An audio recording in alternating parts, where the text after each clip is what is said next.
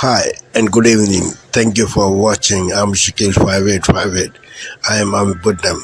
Now the latest headlines from world channels and news agencies.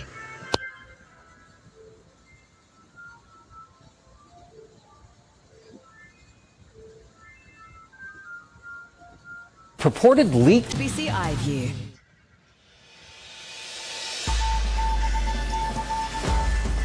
Today, notorious paedophile Ashley Paul Griffith sentenced to life in prison for the abuse of dozens of children over almost 2 decades.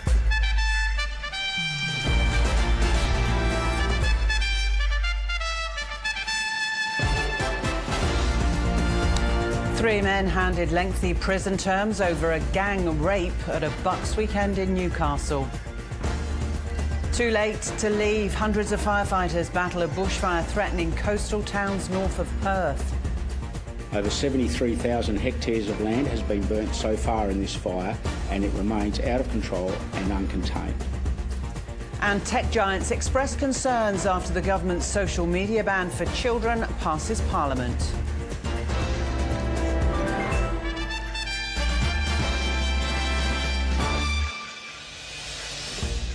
Hello, welcome to ABC News. I'm Lorna Dunkley. One of the country's most notorious paedophiles has been sentenced to life in prison for the rape and abuse of dozens of girls in childcare centres in Queensland and overseas. Tonight, the Thanksgiving storm, travel trouble for millions, and the bitter cold right behind it. The holiday shopping squeeze, higher prices, and fewer days till Christmas, and the extraordinary acts this Thanksgiving, not just of kindness, but of joy. First tonight, heavy rain and snow for the Northeast, washing out parades, threatening travel on the roads and in the air. Now the winter weather alerts and the cold moving in just as millions head back home. And news on that shocking airport security breach. The folks to the captain, we're just waiting for the police to come on board. Passengers speak out about seeing that stowaway on the flight. President-elect Trump clashes with the president of Mexico after their high-stakes call and his threat to impose tariffs and close the border. President Biden is now weighing in. Also tonight, the growing list of lawmakers and officials from both parties facing hoax security threats. Russia's major new assault on Ukraine's energy system, more than 1 million people left in the freezing cold. Putin's message to the U.S. and its NATO allies, and his words of praise for Donald Trump. And with 5 fewer days between Thanksgiving and Christmas, American spending is up this year, even as many are still carrying debt from what they bought last year. And where to find those coveted Black Friday deals. Rising temperatures are leading to rising tensions in the resource-rich Arctic. 2 superpowers, Russia and China, are stepping up joint military operations. Our Stephanie Ramos with U.S. Special Operations Forces on the peril and the opportunity in this new year. A New York couple ultimately identified after 44 after Continental was found at the bottom of a Georgia lake. Dodger superstar Shohei Ohtani sues for ownership of a baseball card collection he says his former interpreter bought with stolen funds. And the extraordinary acts of kindness and of joy this Thanksgiving Day. Tonight's America Strong. From ABC. Tonight, the investigation into a stowaway on a flight from New York to Paris. What we're learning about how the passenger was able to get through security and onto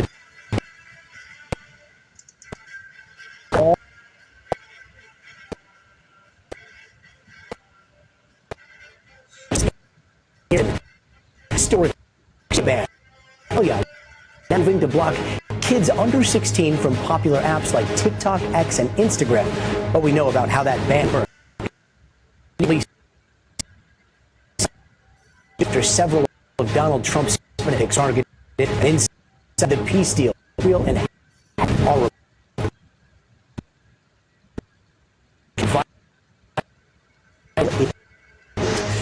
And the cost of climate may hike the favorite treats. I'll report from Africa tonight on the solutions being used to keep costs down. Plus, there is good news tonight how a small town shooting along with the website and a global fleet. This is NBC Nightly News with Wintry weather descends on the Northeast, making it a rainy and snowy Thanksgiving for millions. Even though it's raining, it's a beautiful day. Even the rain couldn't dampen spirits at the Macy's Thanksgiving Day Parade. We're just waiting for the police to come on board. An alleged stowaway on board a Delta flight from New York to Paris is arrested after bypassing multiple security checkpoints. How did she do it? This is our library of things. And Eye on America. We check out the evolution of public libraries. From tools to taste buds and beyond. You can accomplish so many things here. CBS Evening News starts now. Good evening, I'm William Brangham. Amna Nawaz and Jeff Bennett are away. On the NewsHour tonight, this Thanksgiving, residents in Asheville, North Carolina, hit hard by Hurricane Helene, reflect on their community and efforts to rebuild. Then, the Food and Drug Administration makes a major change to cold medicines, seeking to remove an ingredient that doesn't seem to help. And this time of year, it is seemingly impossible to avoid. We look at the history and impact of the ubiquitous and controversial pumpkin spice. I think the allure of that nostalgic past that pumpkin pie spice conveys through Thanksgiving and through those dishes that we associate with that nostalgic past.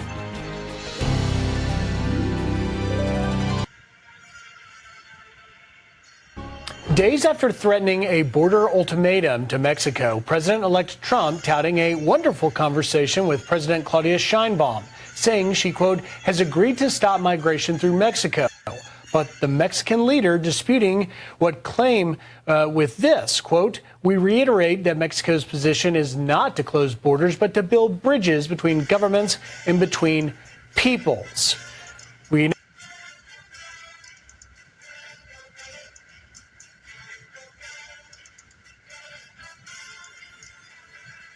are joined on set by former acting ICE director Jonathan Fahey, who was also the former assistant secretary at the Department of Homeland Security. Jonathan, thank you for being here. Happy Thanksgiving. Happy Thanksgiving. You've earned a second piece of pumpkin pie from your wife, who I know and love, because you've come in here. Let's go right to, though, this tariff battle. Clearly, this is just starting between Mexico's President Sheinbaum and incoming President-elect Trump. But President Biden talked about this tariff threat in Nantucket just a few hours ago. I want you to listen to what.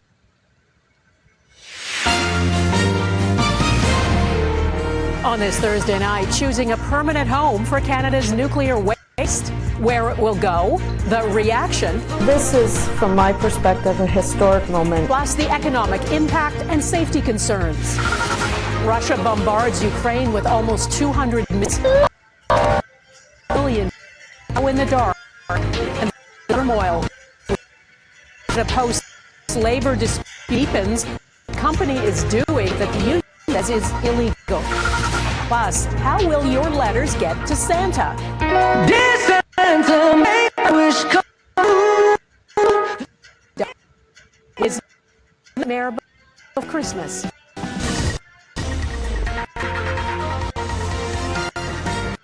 National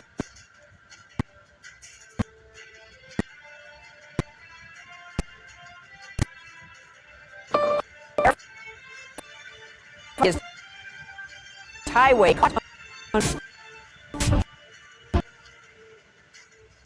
Hey, no. A gunman walked to 401, firing bullets at passing cars.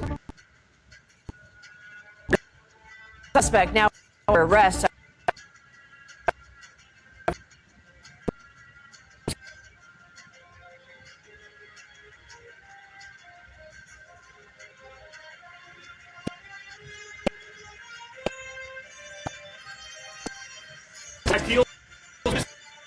Watch.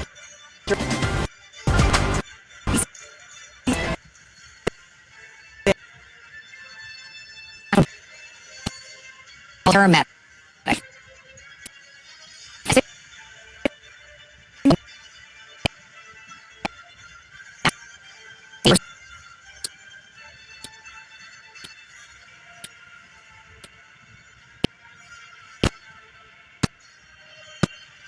Actually,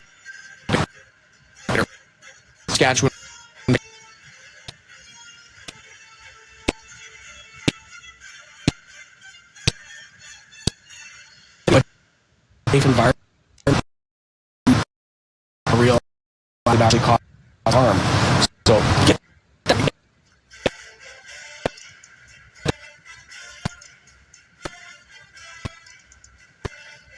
worked in a moving ambulance. The $1.5 million simulator steps up the quality of her education. Having this scenario be to finish with print, I never would have expected how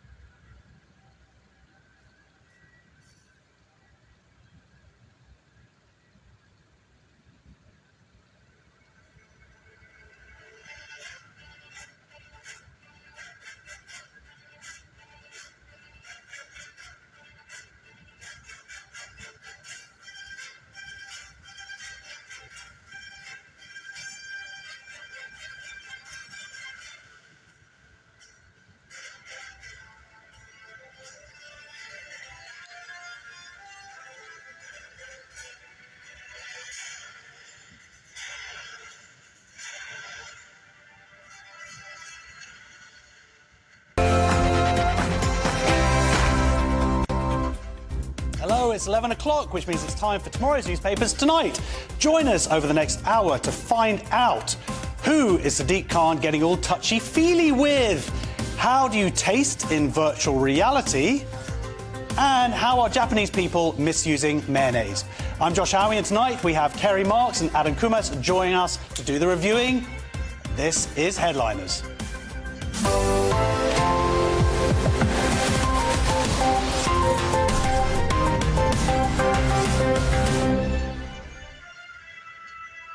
But before tomorrow's news, let's go to tonight's headlines with Sophia Wensler.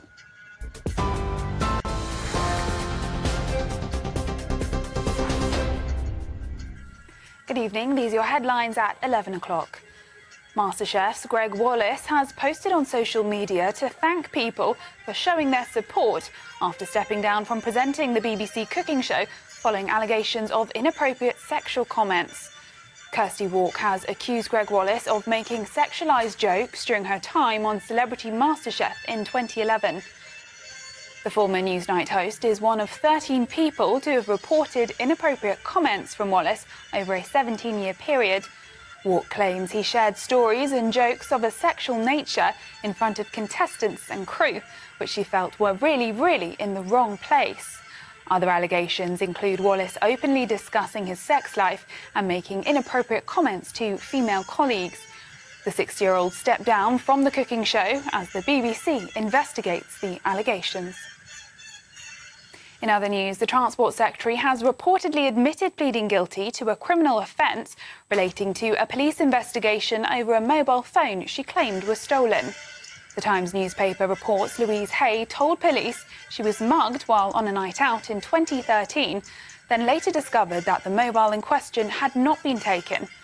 She said she pleaded guilty to making a false report to police at Magistrates' Court 6 months before becoming an MP in the 2015 election. She declared her conviction in full to Sir Keir Starmer on being appointed as Shadow Northern Ireland Secretary in 2020. It's understood her conviction is now classified as spent. The Conservative Party chairman Nigel Huddleston has responded, saying these are extremely concerning revelations. Keir Starmer has serious questions to answer regarding what he knew and when. The Prime Minister has accused the previous government of running an open borders experiment while giving a press conference at Downing Street today. In the latest data, net migration fell 20% in the year to June 2024, down from a record high of 906,000 in the previous year. Meanwhile, the cost of the asylum system has soared to more than £5 billion, nearly 12 times the amount spent a decade ago. Sir Keir Starmer's speech comes as the government has announced an immigration deal with Iraq. Meanwhile, the Shadow Home Secretary, Chris Philp, has responded, saying the Prime Minister has no plan and no desire to tackle the high levels of migration. 7 people arrested as part of a counter-terrorism investigation into a banned Kurdistan terror group remain in custody tonight as searches are carried out. On Wednesday, 5 men and 2 women were arrested across London as part of a probe into the proscribed Kurdistan Workers' Party, known as PKK. The suspects, aged between 23 and 62, were detained under the Terrorism Act, with officers conducting searches at 8 addresses across the city, including the Kurdish Community Centre in Haringey. Police say there's no immediate threat to the public, but the centre will remain closed for up to 2 weeks as the investigation continues. And Parliament has a chance to correct injustice and reduce human suffering when it debates assisted dying. That's according to the MP behind the bill, Kim Ledbetter. But opposition campaigners have warned of inevitable abuse, pressure, coercion and mistakes. The divisive issue is being debated in the Commons tomorrow for the first time in almost a decade. It comes after David Cameron has become the first former Prime Minister to back the assisted dying bill, a significant shift after voting against it in 2015. His stance contrasts with other ex-leaders, including Boris Johnson and Gordon Brown, who opposed the bill. Those are the latest GB News headlines. Now it's time for Headliners. For the very latest GB. This is Sky News, the headlines. Final arguments made before MPs vote on assisted dying legislation this morning, but the outcome is still far from certain. Nearly 1 million more people moving to the UK than leaving in just 1 year, as Sir Keir Starmer condemns what he calls an experiment in open borders. People feel incredibly let down by their politicians. You say you want to bring it down. What does that mean? Beth, when you say people have been let down, you're absolutely right. The growth in population was even bigger than had previously been estimated. But as the Prime Minister blames his predecessors, it's now his problem to solve. Also ahead, the Cabinet Minister, whom Sky News discovered pleaded guilty to an offence in connection with misleading the police, defends her actions. You okay, guys? You're not getting cold out there? And the MasterChef star stepping away from the stove as he is accused of inappropriate behaviour and comments about sex.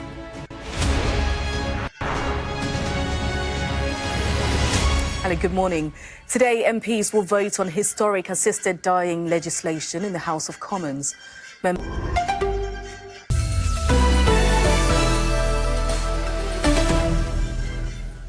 This is DW News, and these are our top stories.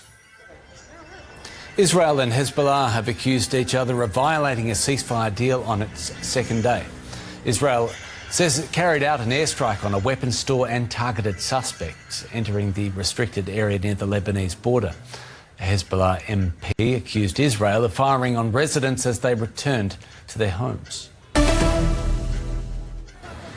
Pro-European protesters gathered outside the ruling party headquarters in the Georgian capital Tbilisi after the Prime Minister announced that the country's application to join the European Union was being put on hold. Irakli Kurbakidze from the Moscow-leaning Georgian Dream Party said Brussels' demands amounted to what he called a rejection of dignity.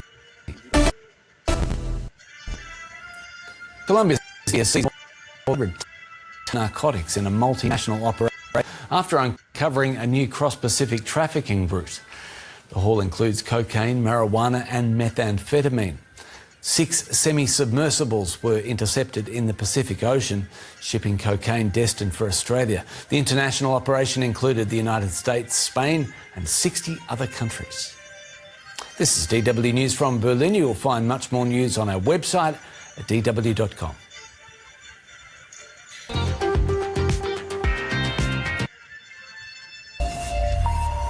Hello and welcome to Daybreak here on France 24. Let's take a look at the headlines.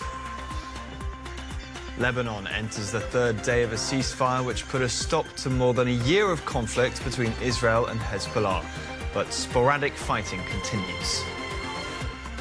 It's a recount in Romania. All votes cast in the first round of the presidential election will be checked after the shock win of a far-right outsider. And France's military influence in Africa evaporates, with Chad announcing it's kicking out French troops, and Senegal threatening to do the same.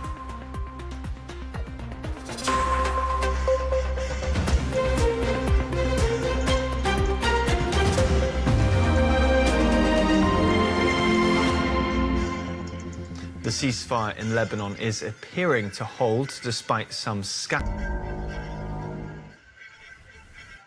This is Asia Now. Hello there, it is 12 p.m. in Singapore and Hong Kong, 9:30 a.m. in New Delhi, 11 o'clock in Jakarta. I'm Yasmin Yonkers at this hour. Social media giants slam Australia's landmark law banning those younger than 16 from signing up as Parliament approves the controversial crackdown. Critics warn it could push kids into unregulated online spaces. Malaysian officials warn of the worst flooding in a decade as monsoon season hits. At least 3 people have died. More than 80,000 people across 6 states moved to temporary shelters.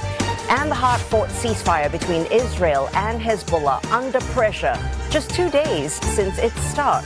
Both sides accusing the other of violating the truce.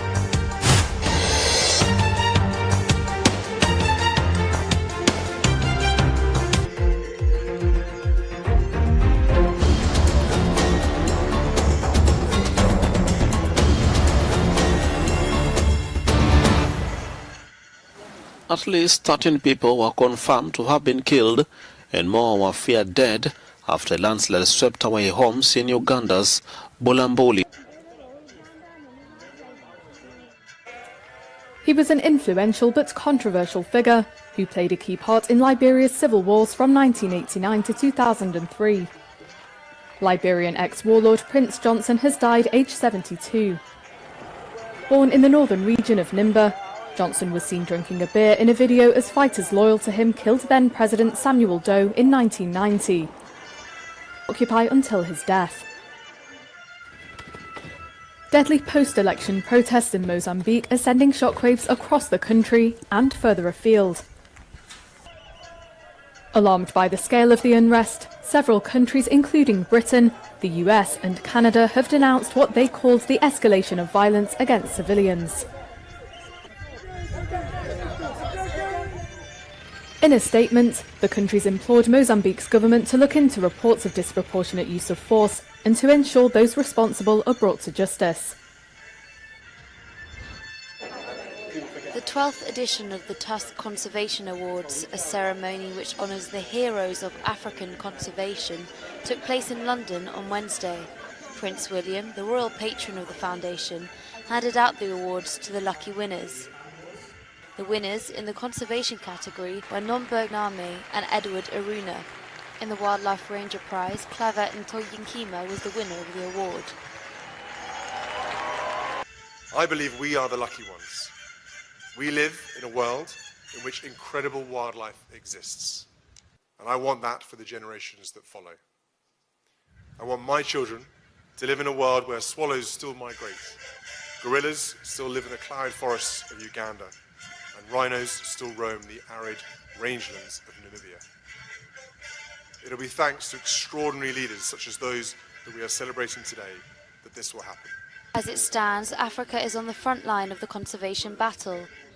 Climate change, poaching and overharvesting remain key obstacles in the fight to preserve wildlife.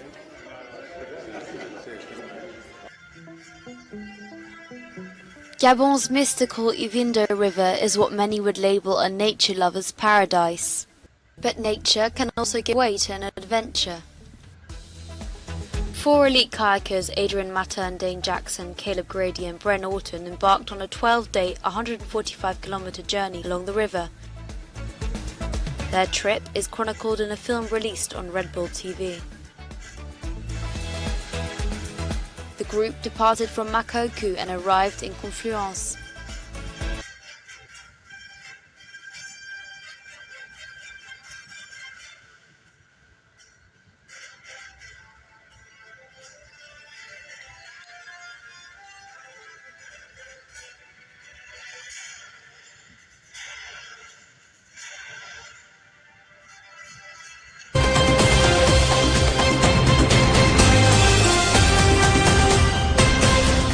This is is The World Today on CGTN. I'm Patrick in Beijing. Our top story: at least 26 Palestinians have been killed across Gaza over the past 24 hours as Israeli forces step up the bombardment of central areas. Just a day earlier, a ceasefire between Israel and Hezbollah came into force in Lebanon.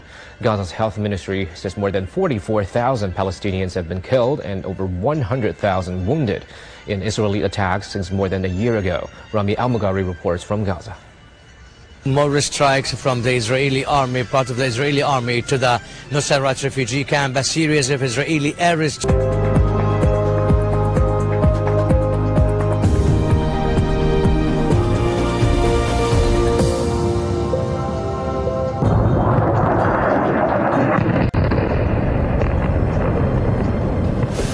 Eight people are killed on another deadly day in Gaza. Israeli Prime Minister hints a hostage deal may not be far off.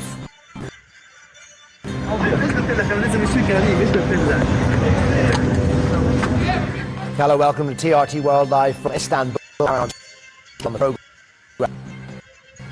Lebanon and Israel accuse each other of violating a fragile ceasefire, which is largely continuing to hold. Vladimir Putin threatens to use Russia's new ballistic missile to strike key targets in Kyiv. And in crisis, possibly as people go to the polls.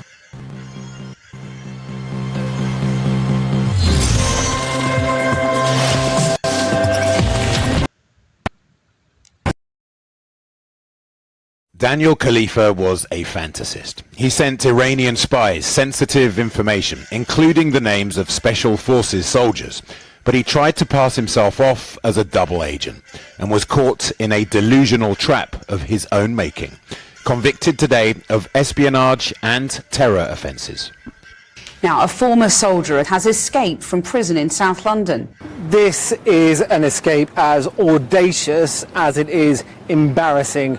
Wandsworth Prison, September last year. Daniel Khalifa, in the blue T-shirt, was already awaiting trial, accused of spying for Iran.